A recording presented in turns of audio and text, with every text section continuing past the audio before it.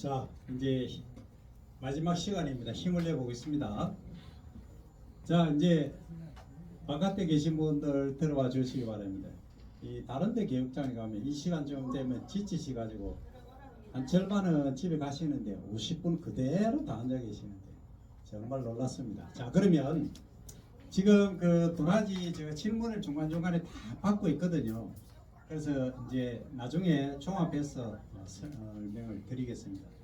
쉬는 시간에 이제 한 분이 질문하시는데 인삼하고 산삼하고 그 사포닌 종류라든지 그 함량에 관해서 질문을 하셨는데 제대로 된 산삼은 그 효능 기능성이 아주 월등하게 차이가 납니다.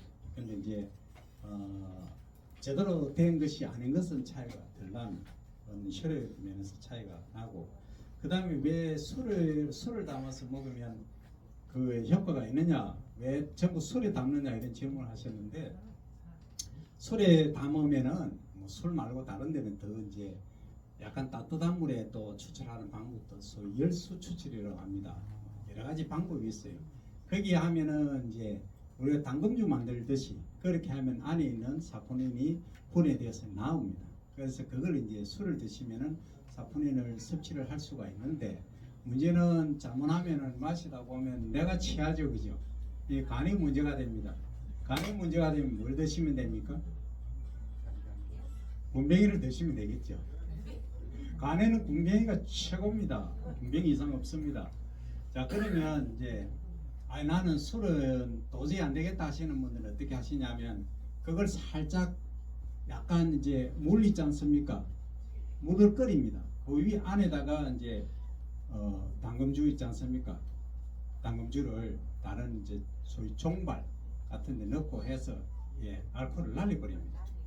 80도씨 이상 되면 날아가니까. 그래서 그 안에 남은 것만 드시면 사포닌을 이제 섭취를 하실 수가 있고, 더 이제 멋진 사포닌을 섭취할 수 있는 방법을 제가 간단히 설명드립니다. 흑삼, 흑도라지 만드시면 됩니다. 어떻게 하는지 아시죠? 다 아시니까 넘어가겠습니다. 네? 아신다 하셨는데. 자, 간단히 말씀드리면 그 전기밥통, 밥솥의 통의 기능, 보온 기능을 활용하시면 됩니다. 그냥 도라지 그 밑판 채반 그 놓으시고 물을 조금만 짜자가 한 2cm만 그냥 놓고 붓고, 그 다음에 위에다가 씻어서 옆으로 이렇게 눕혀 놓습니다. 그죠? 눕혀 놓으시면 됩니다. 그건 너무 많이 재면 찌직찌직가 붙어가 보기 안 좋고 하니까 하나 더 채반하고 위에 또 놓고 하시면 됩니다.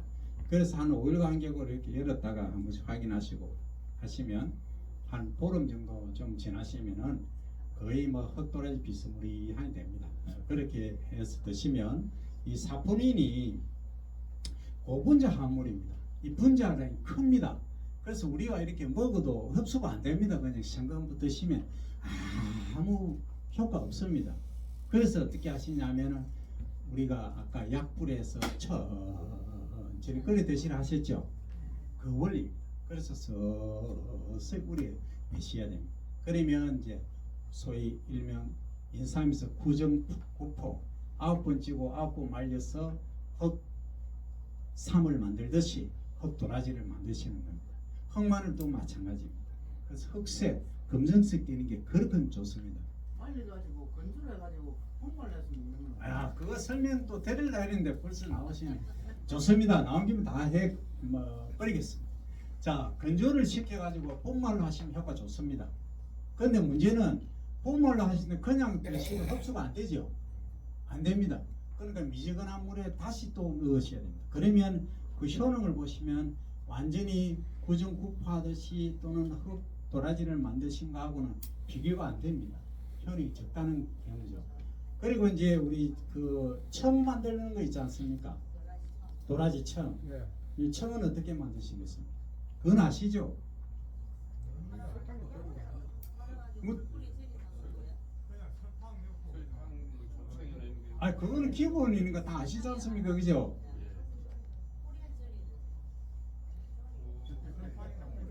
저 청이라고 하니까 많이 헷갈리십니다. 심청이 청이 아니고, 이 청은 저 통상적으로 알고 계시는 청은 뭡니까? 설탕이 절이는 거죠. 매실 같은 거 1대1 비율로 넣어가지고 나중에 그 배 아플 때 먹듯이 그렇게 드시는 거고, 지금 제가 드리고 싶은 말씀은 조청 만들듯이 엿을 만드는 이 고하는 거, 그거 아시죠? 예, 아시니까 넘어가겠습니다. 예? 설명 또 해달라고 해.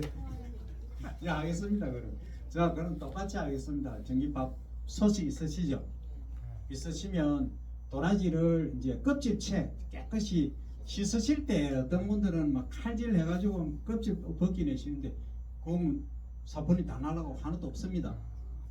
예, 엄밀히 말하면 사뿐이 나고 이눌리내는 성분이 주성분이거든요. 예, 그래서 껍질은 요즘 세척하는 게 뭐가 있느냐면 이 물이 진동을 줘가지고 파장에서 이렇게 합니다. 물이 움직이면서 세척이 되거든요. 그렇게 하셔야지. 그럼 칼질 하시는 순간 이거는 효과 절반 이하로 떨어진다 생각하시면 돼요. 예? 예. 칫솔을 바빠 죽겠는데 칫솔 갖고 하시겠습니까? 예, 그렇게 하셔도 되고. 예. 근데 내가 농약하고 화학비료 안 쓴 데는 흙이 그렇게 많이 나쁘진 않습니다. 그 덩어리만 살살 내가 칫솔 갖고 하시면 그거는 알아서 좀 하시고, 지금 이제 밥솥이 있지 않습니까? 그럼 밥솥이 있으면 이제 적으실 분은 적으시고, 유튜브 촬영하니까 자 500g 답니다. 도라지를 이게 다시는데 도라지를 잘라가 넣으셔야 됩니다. 지금은 예, 칼질 하시가 이렇게 슬라이스 하십시오. 예, 잘라가 넣으시고 그 다음에 뭘 넣으셔야 되겠습니까? 설탕은 넣으시지 마십시오. 조청 넣으시면은 그대로 이제 우리가 물엿 만드는 쪽으로 가시는 거고, 그거 안 넣고 또 하시는 방법이 있죠. 그거 넣고 하시는 그 엿기름 넣어가지고 가마솥에 구우실 분은 구우시면 됩니다. 그냥 그 나무 뭐라 그럽니까 이거 젓는 거, 나무 주걱으로 가마솥에다가 불을 계속 빼면서 시랍으로 이렇게 저어가면서 그러면 엿이 되죠. 예, 그렇게 하시는 방법도 있습니다. 그러면 좀 힘들죠. 예, 탈까 싶어서 겁이 나가지고 이거 밤잠 설치입니다. 그죠? 교대하고 이 장문하면 태우기도 하고 그런 수가 생깁니다. 그러면 주무실 때는 뚜껑 닫아 놓고 조금 불을 약하게 껐다가 하시든지 그건 알아서 조절하시면 되고, 저는 이제 요즘 간편식으로 가정집에서 주부분들이 하실 정도, 내가 사업을 하시겠다 하면은 제가 지금 설명드리는 대로 하시면 안 됩니다. 왜냐하면 이게 양이 적기 때문에. 그래서 사업으로 내가 도라지를 예를 들어서 1헥타르 2헥타르 해가지고 그냥 나물용으로도 또 팔고, 그 다음에 흑도라지를 만들어 팔고, 그 다음에 지금처럼 엿으로 만들어서 또 팔기도 하고 청으로 그렇게 하시려고 할 경우에만 이렇게 하시고, 그 다음에 이제 내가 목이 안 좋다, 내 손자 손녀가 내 자식이 별로 이게 기관지가 안 좋다 이래 하시는 분들은 지금 제가 말씀드리는 대로 하시면 된다는 거죠. 요거 간단히 설명드릴게요. 500g 정도 해봐야 얼마 안 됩니다. 그죠? 500g 하시고, 청주 있죠, 청주. 청주 우리말로 청주 아닙니까? 정종. 네, 소주 하시면 안 됩니다. 맥주 하셔도 되는데 맥주보다는 정종이 좋습니다. 네, 정종 250 절반 정도, 300 넣으셔도 됩니다. 그 다음에 이제 배 있지 않습니까? 배를 이렇게 갈아가지고 좀 슬라이스해가 넣으시면 됩니다. 그 외에 이제 밤이나 대추 이런 거 좀 있으시면 대추는 그냥 넣으시면 되고, 밤 같은 것도 그냥 넣으시면 됩니다. 그리고 한 5일, 15일간 하시는데 5일마다 뚜껑을 한번 열어서 확인만 해보시면 됩니다.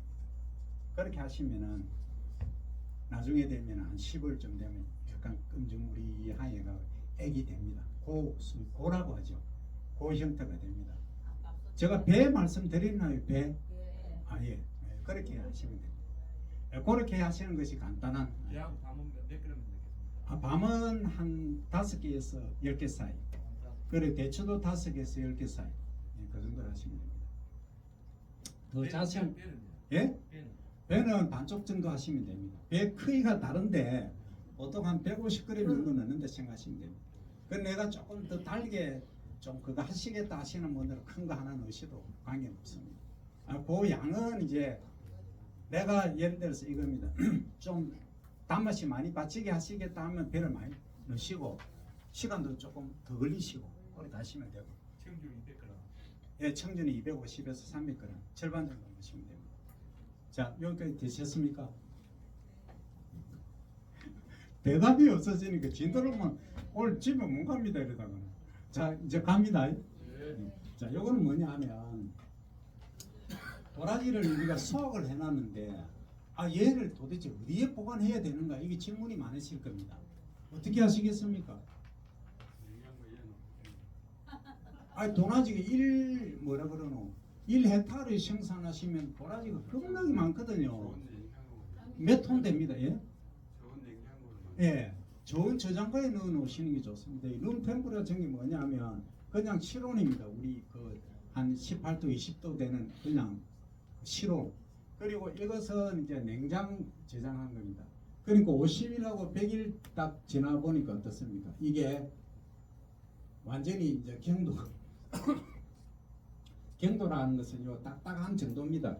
이게 우리 찔러보거든요. 이렇게 찔러보고 이 예를 들어서 바늘이 잘 들어가면 어떤 균도 잘 들어간다는 얘기입니다.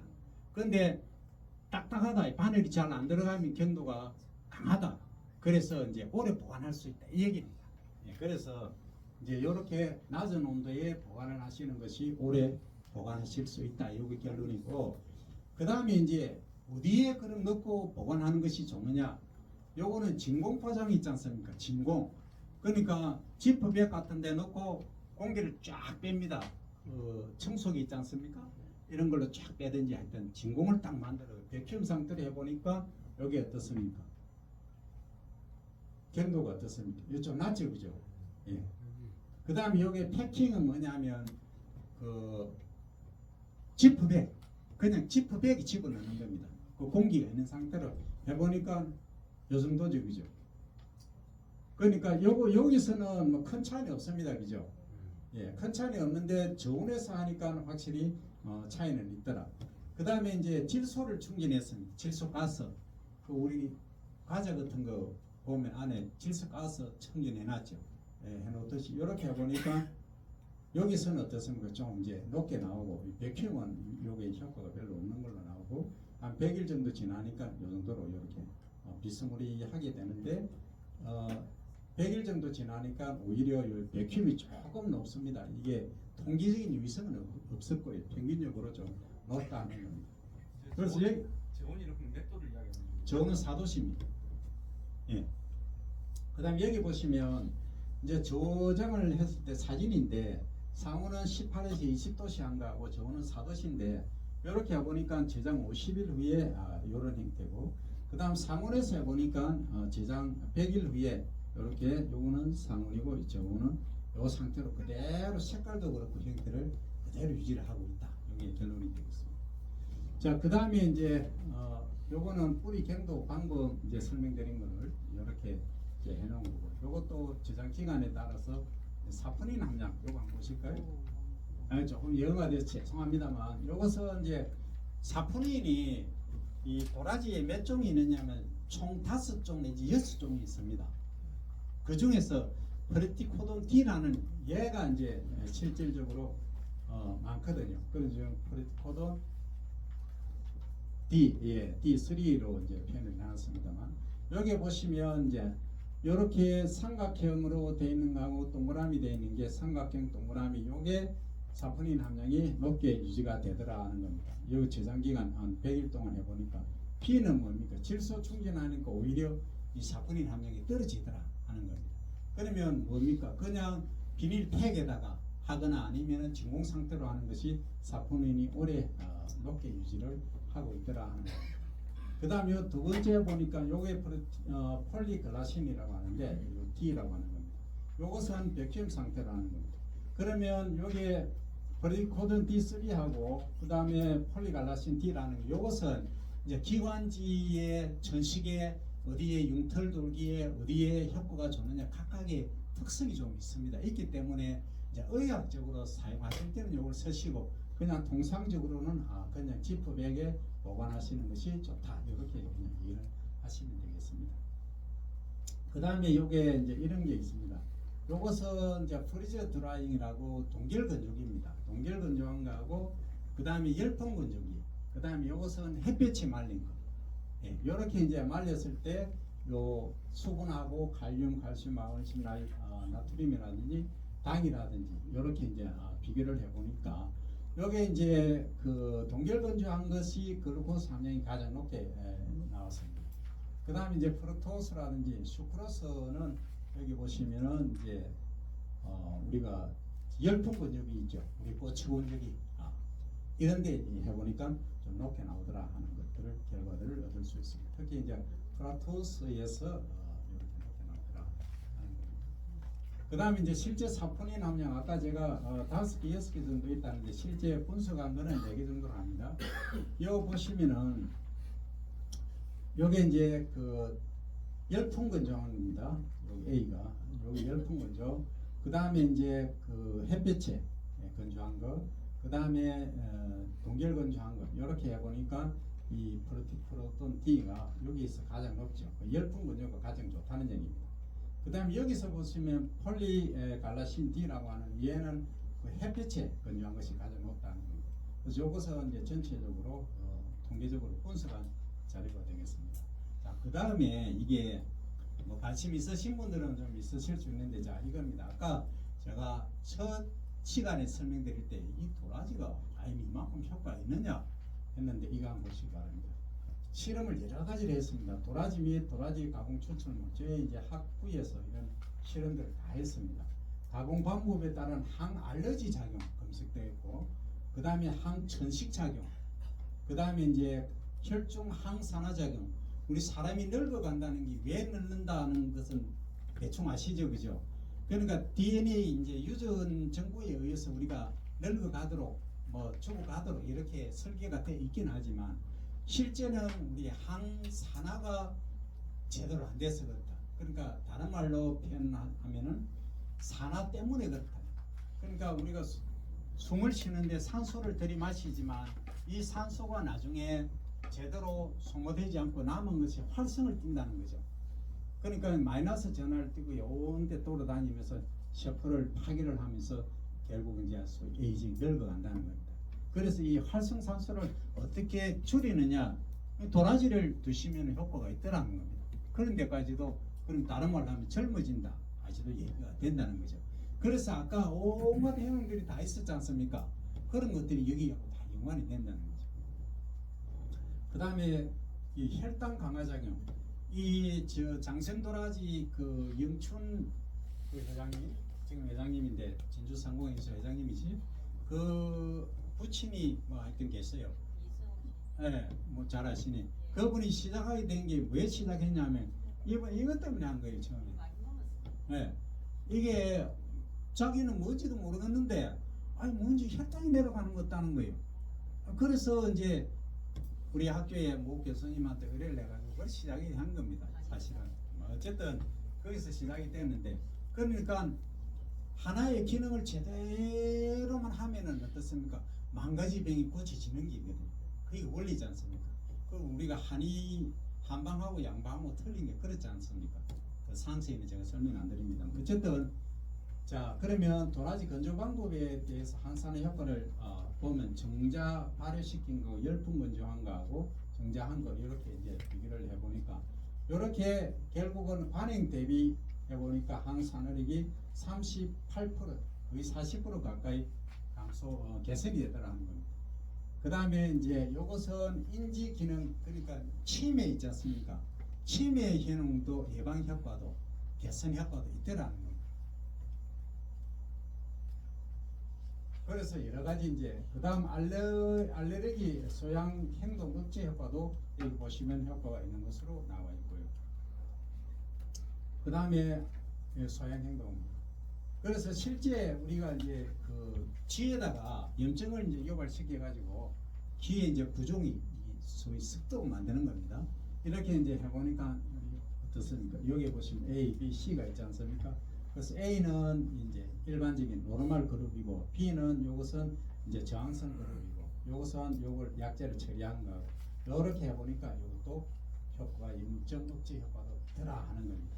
그래서 도라지가 그 만능이가 만능입니다. 그러면 일반 우리가 도라지 요것을 이제 피지라고 흑도라지 아까 말씀드렸죠, 그죠? 흑도라지하고 비교해 보니까 일반 도라지고 밑에 있는 게 흑도라지입니다. 그래 보니까 이 단위가 이거 잘못됐는데 고던 D3고 그 다음에 D하고 그 다음에 폴리갈라신 D하고 토탈 사포닌 함량을 보면은 여기 어떻습니까? 흑도라지가 훨씬 높게 나오죠. 이 단위가 잘못됐습니다. 그 다음에 도라지 일반 도라지고 흑도라지 항산화능을 비교해 보니까 항산화능 그러니까 산화되는 것을 방지하는 효능을 보니까 흑도라지가 훨씬 높게 나오죠. 여기 보시면 이렇게 요거는 이제 낮지만 요게 이제 PG가 가장 이제 큰 차이를 나타내고 있는 거죠. BPG가 여기죠, 그죠? 요거는 PG고 요거는 BPG입니다. 요게 흑도라지입니다. 흑도라지가 훨씬 높은 효과를 나타내더라 하는 거예요. 그 다음에 이제 흑도라지 항균 작용도 비교를 해보니까 항균 작용은 PG는 없는데 BPG는 그러니까 흑도라지는 이렇게 효과가 있더라 그런 겁니다. 자 나머지 예? CSPG는 양리적으로 약물을 처리한 겁니다. 요거는 조금 이제 머리가 복잡하신 거니까 여기까지 하고 이제 처음으로 돌아가서 지금부터 이제 지금까지 아까 질문 나왔던 거라든지 이제 전체적으로 또 조금 깊이 있게 제가 설명을 드리도록 하겠습니다. 자 여기 보시면 고품질 도라지 생산성 향상하고 산업화 기술은 이제 어느 정도는 이해는 되시죠? 자 도라지 꽃도 이제 개꽃된 것이 어디 있느냐 하셨는데 저는 있는 줄 알았는데 없네요. 자 어쨌든 자 그러면 여기서 보시면 그 다음 진해, 진통, 진정, 해열, 소인, 진통, 진해 그 다음 효과까지 있고 혈관계 질환, 고혈압의 효과가 있다. 그 다음에 감기, 천식, 면역력 약한 어린이, 노인분, 자녀 스트레스 효과가 있다는 것까지 나오고 그 다음에 이제 친환경 재배를 이렇게 무경으로 했을 때 핵심 주의하셔야 될 거는 배수가 양호한 데만 여기 하셔야 됩니다. 배수가 안 되는 데 있지 않습니까? 소위 물 안 빠지는 데 하시면 3년 지나서 가면 다 죽고 하나도 없습니다. 그래서 절대 배수가 아주 양호한 데만 이런 농법을 하시라는 겁니다. 소위 무계엄 농법 이렇게 하시고 내 논이 또는 밭이 소위 이제 해발 고도가 600m, 800m 되는 데 있다면 이거 하시면 안 됩니다. 다 얼어 죽을 겁니다. 그래서 이런 점은 꼭 인지를 하시기 바랍니다. 자, 그 다음에 여기 이제 조파라고 했지 않습니까?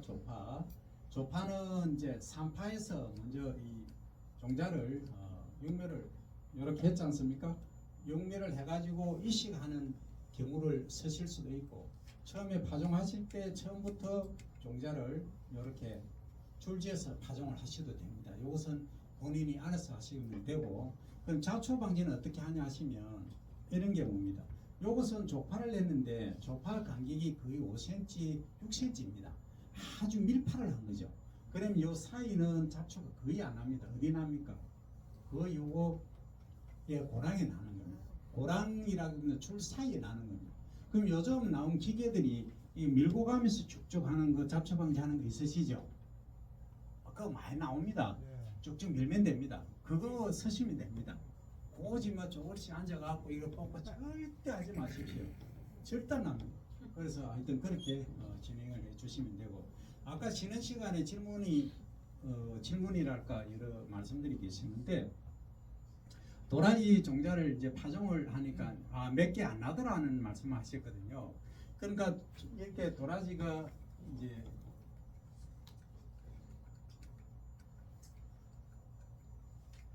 이렇게 꽃대가 형성돼 가지고 도라지가 열매가 이렇게 맺혀 있습니다. 그죠? 이렇게 맺혀 있습니다. 이것을 종자를 털어 가지고 보통 파종을 하게 되거든요. 그럼 여기에 일반 분들이 정선을 한다고 하시지만 완벽하게 완전한 충실한 종자를 만들기가 어렵습니다. 골라내기가 그렇지 않습니까? 그래서 종묘 회사에서는 아주 무게까지 달아가면서 완벽히 해서 여기에 한 팩에 100개 또는 200개 넣어서 판매를 하거든요. 그럼 그거 사면은 겁나 비싸지 않습니까?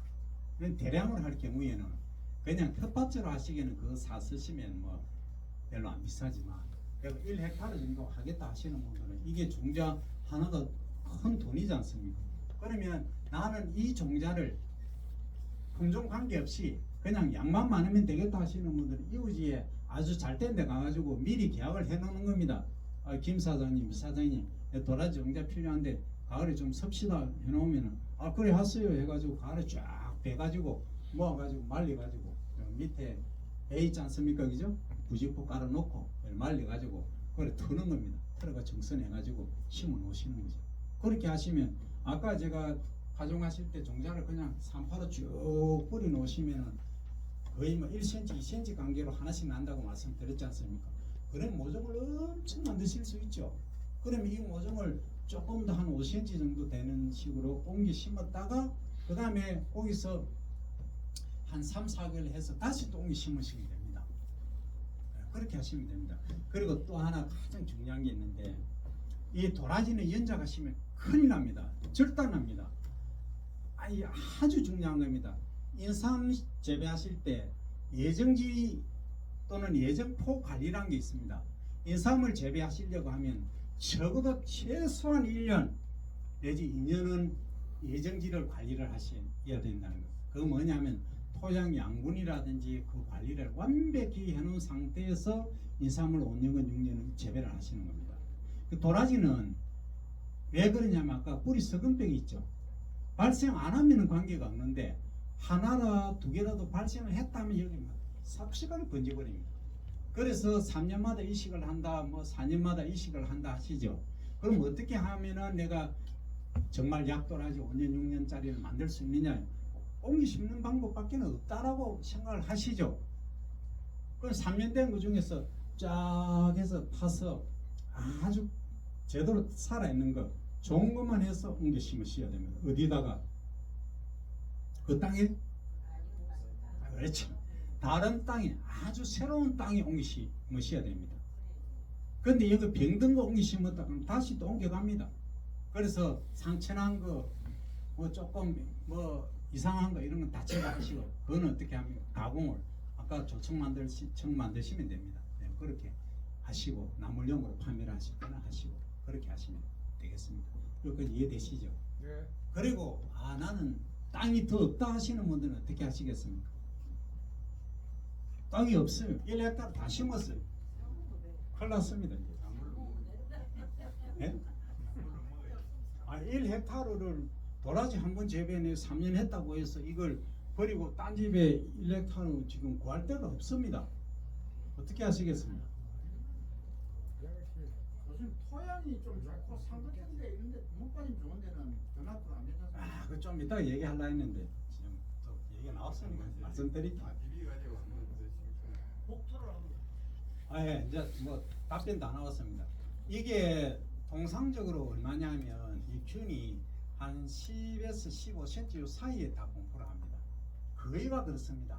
그러면 어떻게 하시냐면 이제 경운기라든지 전기 달아가지고 트럭달아든지 한번 엎지 않습니까? 한번 엎고 나서는 요 흙은 사용하시지 말고 그 밑에 넣는 흙을 있지 않습니까? 깊이에서 전기가리를 하셔야 됩니다. 완전히 뒤집어 버립니다. 그럼 이 밑에 있는 흙이 위로 올라오거든요. 그러면 한 3년 어느 정도 견딥니다. 예, 그렇게 소위 생땅을 사용을 하시면 문제가 없고, 그 다음에 이제 또 질문이 나오시는데 뭐냐면은 그러면 배수가 잘 되고 아주 괜찮은 땅 안 되냐? 6년 7년 아무 관계 없습니다. 아까 보셨죠? 그렇게 하시려면 잡초하고 같이 재배를 하시면은 훨씬 더 오래 갑니다. 왜 그렇게 했습니까? 잡초도 지나치게 많으면 아주 또 문제가 됩니다. 적당한 잡초. 여기에 웃기는 게 있습니다. 잡초 뿌리가 어떤 건 엄청 깊게 내려갑니다. 아주 뭐 80, 90cm까지 내려가거든요. 그럼 얘들이 잡초 뿌리가 계속 사는 게 아닙니다. 또 1년 살다가 죽는 애들도 있거든요. 그게 생깁니다. 공간이 생겨서 비가 온다든지 했을 때 이게 수분이 토양 속으로 투수가 되어 들어갑니다. 산소도 같이 공급되죠. 그러다 보니까 얘가 병이 거의 발생이 안 하는 거죠. 그래서 가수원에 심는다 아니면 언덕배기에 심는다 하고 말씀드리면 그게 결론입니다. 그 산소가 잘 들어가고 투수가 잘 되니까 이 병 발생이 줄어드는 겁니다. 그리고 더불어서 도라지 뿌리 자체가 활력을 갖는 겁니다. 이게 산소 공급이 돼서 숨을 잘 쉬는 거하고 산소가 공급이 안 되고 뿌리가 허우적대는 거하고는 완전히 차이 납니다. 그래서 산소가 제 마음 같아서는 구멍을 뽕뽕뽕뽕 뚫어주면 좋겠지만 너무 힘드니까 뭘 이용합니까? 잡초나 다른 작물을 이용하는 거죠. 그러니까 감밭에는 왜 잘 되느냐? 감나무 뿌리가 여기 잎이 2m 이렇게 가지가 이렇게 나 있으면은 뿌리도 2m까지 다 뻗어 있습니다. 감나무 뿌리는 40cm까지 거의 내려가거든요. 옆으로. 그러면 거기에 뭐 썩은 뿌리, 죽은 뿌리들 있지 않습니까? 그게 다 공건 채널이 다 만들어지는 거죠. 그래서 배수가 아주 잘 되는 거죠. 그 잡초 중에도 혹시 새떼기 이건 아니에요? 새떡이는 안 됩니다. 죄송합니다. 새떡이는 이 새떡이 나왔으면 또 얘기할 말이 많은데 전립선이 있으신 분 아무도 안 계시면 넘어갑니다. 자, 하여튼 새떡이는 체력이 싫어서 안 됩니다. 그 다음에 그 전립선 아무도 문제 없으십니까? 예. 있으십니까? 저도 있습니다. 왜 또 숨기십니까? 저도 10% 큽니다. 그래서 약 먹으러 가는데 약 안 먹습니다. 그럼 뭘 하시냐면 실새삼이 있어요. 실새삼. 새삼 말고 실새삼. 환삼 등불이 있고 실새삼 황색으로 된 게 왜 기생하는 게 있지 않습니까? 줄기 타고 올라가는 거. 이 주의하셔야 됩니다. 제가 아버지 때문에 또 얘기해야 돼요. 아이고 이 좋다고 아버지한테 이거 조금만 하루에 2컵만 드셔야 했던 아버지가 밥 드실 때도 말아서 드시고 너무 많이 드시는 거예요. 그래가 하여튼 좀 부작용이 있습니다. 너무 많이 드시면 하루에 이제 요걸 예를 들어서 100g 말려 가지고 100g의 물 이제 10배로 약불에 달입니다. 한 서너 시간 달여 가지고 그래서 이제 드시면은 하루에 2컵 정도. 많이 드시면 절대 안 됩니다. 그래 드시면은 오줌발이 요까지 가다가 주까지 갑니다. 이거 얘기하면 안 되는데. 새떼기는 먹으려고 예? 실새산. 그 새떡이는 다른 게 있는데 그거 지금 얘기 아무도 그 없으니까 얘기 안 합니다. 자, 그 새떡이는 도라지 밭에 있으면 제거해 주십시오. 아까 망초 같은 거 있었지 않습니까? 뿌리를 패야 되는 거야. 그냥 위에 올라오면은 지나다니시다가 그냥 잘라보십시오. 이렇게. 그 요즘 나오는 거 많이 있지 않습니까? 쫙 지나가면서 그렇게 하십시오. 그 캐실 겁니다. 골뱅 드시지 말고 시키는 거 그냥 서서 그냥 아침에 놀면 뭐합니까? 요즘 기계 좋은 거 많이 씁니다. 기계가 아니고 기구 한 15,000원, 20,000원 전에 삽니다. 그냥 질질 끌고면서 지나가면은 뭐 아침 운동도 되고 좋지 않습니까? 그렇게 하시고 괜히 판다고 막 콩이 되고 이래서 나중에 관절 절단 나가 요양병원에서 뭐 저격수 요양병원에 있는데 뭐 이게 하시지 말고 지금부터 절대 관리를 하셔야 됩니다. 그러면 도라지는 이제 그렇게 배수가 잘 되는 데는 그렇게 하시면 되겠습니다. 자, 그 다음에 이제 이렇게 이런 경우가 있어요. 배수골을 내놓긴 내놨어요. 처음에는 두둑을 이렇게 해놓고 잘 해놨는데 이게 흙의 성질에 따라서 흙이 다 무너져 내리는 경우가 많이 있습니다. 그러면 이거하고 한 2, 3년 지나면 이 두둑하고 고랑하고 높이도 비스무리하는 데 있습니다. 이거에 지금 비가 많이 내리지 않습니까? 이때는 절단하면 다 썩어봅니다. 배수 안 되는 데는. 그래서 이런 점들은 자기 논 토양, 밭이나 논 토양의 특성을 잘 감안을 하셔서 재배를 하셔야 됩니다. 요거는 이제 짚으로 피고 간 거고, 만약에 내가 이제 잡초 방지를 위해서 짚을 듣겠다 하시는 분들은 아까 종자가 발화를 잘 안 한다 하셔가지고 했지 않습니까? 이 짚 덮어 놓으면 겁나게 발화 잘합니다. 왜 그렇습니까? 보습 효과가 뛰어나거든요. 그러니까 발화를 완벽히 잘 하죠. 그런데 나중에 좀 올라오려고 보면 위에 뭐가 이렇게 올라오려고 보면 뭐가 덮고 있죠. 그럼 어떻게 됩니까? 그냥 빠져나오려고 막 용을 쓰니까 얘가 막 완전 실처럼 실세사람처럼 이렇게 잘 올라가. 그럼 어떻게 돼? 문제가 되죠. 그래서 다 걷어줘야 됩니다. 그래서 소위 두글 일입니다. 그래서 제가 아까 말씀드린 대로 싹을 살짝 틔워서 뿌려주시는 게 가장 완벽하고, 그 다음 육묘 해석이죠. 육묘 상자에 파종을 해서 모를 한 10cm, 15cm 길러서 옮겨 심어주시면 더 완벽하고, 그렇게 하시면 되겠습니다. 여기 이해되시죠? 그 도라지 그 목토 작업을 몇 월달에 하면 됩니까?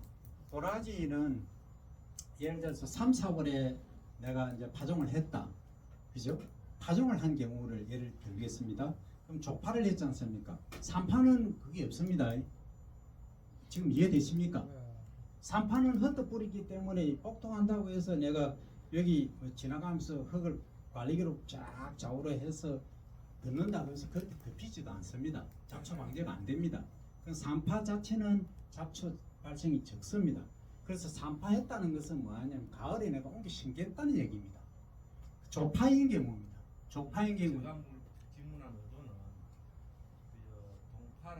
동해라 있는다든가 예. 돌까지 좋게 하기 위해서 알겠습니다. 보람을 갖다가 예. 자, 이제 제가 3월달, 4월달에 조파를 했지 않습니까? 줄을 지어서 파종을 했습니다. 그러면 봄에는 우리가 이제 폭토를 하는 목적이 뭐냐 하면은 잡초 방제가 일단 목적이고 배수가 잘 되게끔 하는 거고, 가을에 하는 경우가 있습니다. 예를 들어서 내가 해발 고도가 500m다, 600m다, 또 수평 쉽게 했다, 장마는 얼어 죽겠다, 동해를 잊겠다 하는 데는 흙을 덮어줘야 되지 않습니까? 그때는 9월 말 10월 달 그 지역에 따라 다르기 때문에 제가 이렇게 브로드하게 말씀드리는 겁니다. 그러면은 완전 아직 잎이 살아 있어야 됩니다. 있을 때 하셔야 됩니다. 다 죽고 나서 하시면 어떻습니까? 양분이 밑으로 다 내려갔죠. 그러면 우리가 그 초상이 뭔지 아시죠? 초상, 장사 치르는 초상이 아니고 첫서리가 내리는 거. 첫서리가 내리는 게 상반지는 언제는 10월, 9월 달에도 내립니다. 그럼 서리가 내린다는 것은 뭐냐 하면 벌써 마이너스로 내려간다는 얘기입니다. 그러면 잎이 다 떨어지고 없어요. 그래서 잎이 조금이라도 남아 있을 때 그때 하시라는 겁니다. 그러면 완벽하게 이제 동의를 방지를 하실 수가 있다 하는 겁니다. 도복 아까 방지하는 방법 이야기 해주셨습니다. 예, 지금 해드릴게요. 계속 제가 뭐 셋이 반은 못 맞춥니다. 끝까지 갑니다. 자, 이제 도복 방지 제 효과는, 자, 첫 번째는 아까 내가 이제 수직으로 심어 놓은 거는 거의 도복 방지가 거의 문제가 없고, 중긴 배투기 있지 않습니까? 그래서 흙을 이렇게 덮으시면 됩니다. 그리고 또 하나는 위에 줄기가 지나치게 많이 자라거나 꽃대가 커지는 순간은 어떻게 됩니까? 쓰러집니다. 비바람 치면은. 특히 이제 질소질 비료하지 않습니까? 햇는 순간 어떻게 줄기나 잎이 무성하기 때문에 얘는 쓰러진 도복이 문제가 된다, 이렇게 인지를 하셔야 됩니다. 그러면 어떻게 하시라는 겁니다. 질소 비료는 절대 하시면 안 됩니다. 굳이 하셔야 되겠다고 하면은 칼륨 있지 않습니까? K하고 혼합을 해서 조금만 하십시오. 그리고 이제 도복을 완벽히 방지를 하시겠다 하면 꽃대를 자르십시오. 꽃이 피지 않습니까? 예를 보면 뭐 몇 개가 피거든요. 이만한 면적 같으면 꽃이 몇 개 피기 시작하면은 한 10% 정도 피 다음에 관리기 가지고 그 기름 독립 뭐라 그러나 그거 말고 전기 요즘 나오는 거 있지 않습니까? 소리도 안 합니다. 지난 꽃대만 하지. 예초기, 네. 그 전기 예초기. 네. 그 무슨 예초기라고 합니까? 충전용 예초기. 충전용. 오케이. 예. 충전용 예초기 그거 하시면은 소리도 안 나고 아주 편하게 하실 수가 있습니다. 그 왜 제가 이런 말씀 드리냐면, 우리가 도라지는 약으로 먹는 건데 거기다가 기름 뿌리고 막 하면은 더 안 좋죠. 그죠? 그러면 뭐 스무스하게 소리도 안 나고 촥 하고 도라지도 깨끗하게 친환경적으로 하셔도 되는데, 우리가 제가 들려드릴게요. 저한테 오십시오. 그러면 왜 제가 이런 말씀 드리냐면, 어차피 고품질 친환경 최고로 가자는데 목적이 있으니까 소비자분들이 오시고 내가 유튜브 올려놓는데 했을 때도 야 진짜 저는 뭐 기름도 연기도 하나 안 나고 전부 야 달리 생각합니다. 완전히 달라집니다. 그래서 꼭 그렇게 해주십사 하는 그 부탁이 카트 하라 이 말이지. 예, 꽃대만. 그럼 꽃대 올라오지 않습니까? 잠깐만요. 여기 올라왔지 않습니까? 여기 올라왔지 않습니까? 그래서 위에서 10cm 정도 밑에 자른다 생각하시고 딱 대어놓고 막 이 사이즈가 다르기 때문에 일괄적으로 못합니다. 딱 옆 허리 차고 자 이렇게 가시면 됩니다. 이렇게. 이제 다 이해되셨죠? 그렇게 하시면 됩니다. 그약 치는 것도 좀 이야기해 주세요. 아 약은 도라지는 약 그 병 발생이 없습니다. 어떤 병이 있습니까? 꼬리 성은병 말고 나방 피해도 생기고. 아 나방 피해까지 지금 말씀하시는 거 보니까 대량으로 하고 계시네. 그죠? 대량으로 하시는 경우에는 얘기가 좀 다릅니다. 그거는 밀식하고 지금 하고 계시죠. 그 토양을 건조하게 하시고 건조란 건전 재배를 하시고 밀식을 좀 회피를 하십시오. 그렇게 하시고 지금 친환경 제재가 많이 나오거든요. 그 친환경 제재는 살포를 하셔도 문제가 없습니다. 친환경 제재. 그리고 아까 무엇보다 중요한 거는 건전 재배입니다. 건전하게 재배하면은 이 병해충 발생이 적고 그 다음에 이렇게 한번 생각해 보시면 어떨까요? 내가 채소를 재배를 하는데 내가 화학비료를 많이 주고 한 데는 색깔도 아주 좋고 부드럽게 이렇게 자라거든요. 그런데 저는 옆집에는 유기농 한다고 했는데 먹어보면 맛도 없고 띠띠가 이상하더라고요. 그러니까 충들이 다 어디 갑니까? 충들이 맛있는 데로 다 가죠. 저는 먹어보면 좀 부드럽지도 않고 딱딱하고 별로 맛이 없거든요. 그 몸에는 이게 겁나게 좋는데 그 충은 부드러운 데도 안 물리는. 그래서 이제 작부 체계에서 이제 작부 방식이 어떤 게 있느냐면 그 희생작물이라는 게 있습니다. 희생작물. 그게 뭐냐면 안에 내가 도라지가 핵심이라면 도라지는 사실 멧돼지도 안 먹습니다. 군뱅이도 도라지 안 좋아해요. 냄새가 특이하거든요. 안 좋아하니까 안 되는데 군뱅이는 왜 하냐면 이것까지 가야 되는 나무가 썩어 있으면 뿌리가 썩어 있으면 그거 먹으려고 하는 거거든요. 자 그러면은 희생작물이 뭐냐면 부드러운 작물을 옆에다가 밭 또는 내가 가지고 있는 가수원 주변에다가 쫙 심어 놓는 겁니다. 그거 먹으라는 겁니다. 그러니까 그 요소비를 좀 뿌려주고 부들부들하니 그거 물에 안에 들어오지 말아야 하는 겁니다. 예, 담배 그렇게. 나방 피해 때문에 그러는데 네. 담배 나방이 야, 담배는 예. 꽃하고 도라지하고 심었을 때 예. 담배 나방이 어느 쪽으로 많이 갑니까? 고추는 많이 가죠. 그거는 당연히 고추 잎이 부드럽거든요. 근데 통상적으로 고추는 약을 많이 칩니다. 통상적으로. 예. 도라지는 잎이 아주 으십니다. 아주 강합니다. 제가 해충이라도 별로 안 먹고 싶습니다. 근데 새로 나오는 신엽 있지 않습니까? 신엽. 뭐가 심는 새로 나오는 거. 그러니까 적어도 정강이 이상차로 다니면 걱정 안 하셔도 됩니다. 자, 그러면 오늘 여기까지만 하겠습니다. 다음에 26일 날 또 수업이 있으니까. 자, 수고들 하셨습니다. 감사합니다.